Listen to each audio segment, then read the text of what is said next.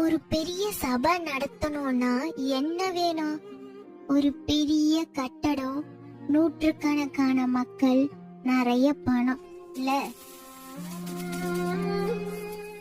இல்ல, ஒரு திறந்த வீடு, ஒரு திறந்த இருதயம், அது போதும்.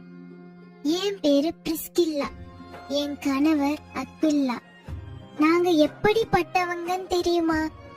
நாங்க ரோமாவுல ஒரு காலத்துல நல்ல வசதியா வாழ்ந்தவங்க. சில சரித்திர ஆசிரியர்கள் நான் ரோம மேல்தட்டு குடும்பத்தை சார்ந்தவன் கூட சொல்றாங்க.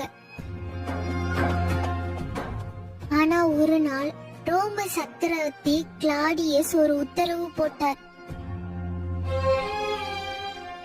யூதர்கள் யாரும் இங்க இருக்க கூடாது, வெளியேறுங்க. காரணம், கிறிஸ்தஸ் என்பவரை பற்றி நாங்க பேசினது அவருக்கு பிடிக்கல. ஒரே ராத்திரியில அகதிகளானோம். எங்க வீடு வசதி எல்லாத்தையும் விட்டுட்டு வெறும் கையோட கொருந்து பட்டணத்துக்கு வந்தோம். அங்க எங்களுக்கு கிடைச்ச புது தொழில் கூடாரம் தைக்கிறது.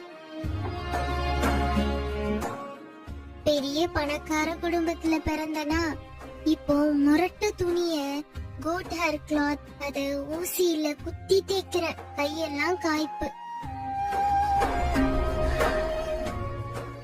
அப்பதான் அந்த தனிமையான மனிதர் எங்க கடைக்கு வந்தார். பவுல். அவரும் எங்களை போல ஒரு கூடாரம் தைக்கிறவர் தான். நாங்க 3 பேரும் சேர்ந்து வேலை செஞ்சோம். பகல் முழுக்க தொழில்.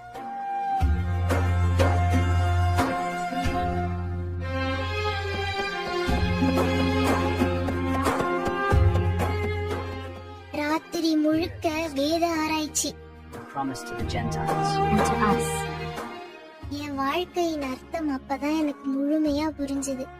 ஊழியம் செய்ய பாப்புலாரிட்டி தேவையில்லை. இந்த கூடாரம் தைக்கிற இடமும் எனக்கு பிரசங்க பீடம் மாதிரிதான்.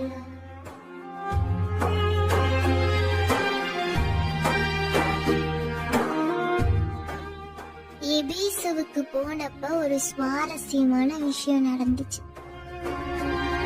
Listen now, for the truth is at hand. Let your hearts be still and receive the light. Open your minds to the mystery. அப்பல்லோன்னு ஒருத்தர் வந்தாரு. பெரிய பேச்சாளர், வேதம் முழுக்க அத்துப்படி. ஆனா அவருக்கு இயேசுவை பத்தி முழுசா தெரியல.